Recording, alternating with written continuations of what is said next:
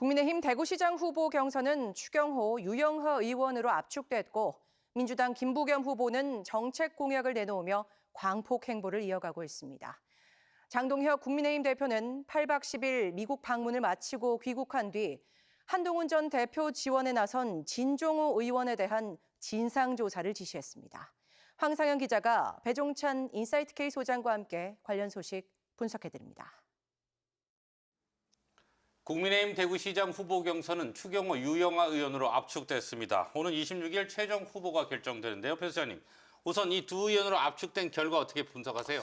유추대결이죠. 예상했던 부분입니다. 추경호 의원은 당원 지지층들의 강력한 또 지지를 받았을 가능성이 높고요. 그다음에 유영하 의원의 경우에는 박근혜 전 대통령 상징적인 지지 또 층이 있지 않겠습니까?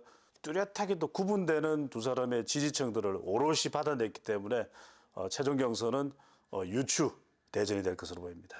자, 컷오프된 주호영 의원과 이진숙 전 방송통신위원장의 문제가 아직 해결되지 않고 있는데 경선에 진출한 이 두 의원은 이 두 사람과의 단일화에 대해서 할 뜻이 없음을 분명히 했어요.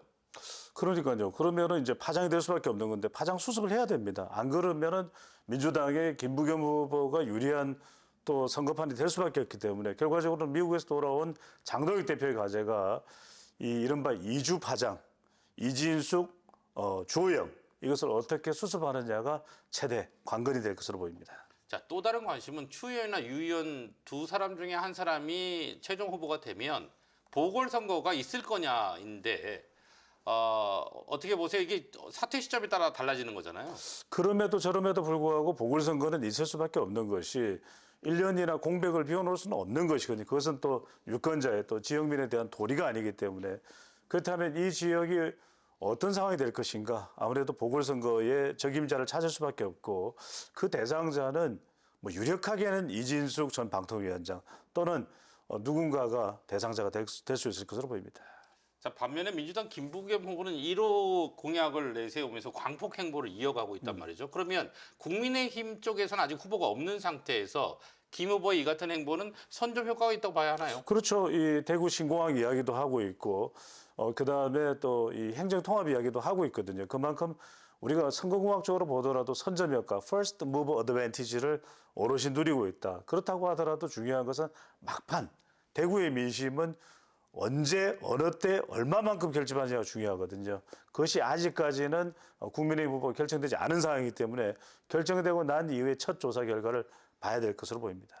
자, 논란 속에 8박 10일의 방미 일정을 마치고 귀국한 장동혁 대표, 친한동훈계인 진종호 의원에 대한 그 진상조사를 지시했습니다.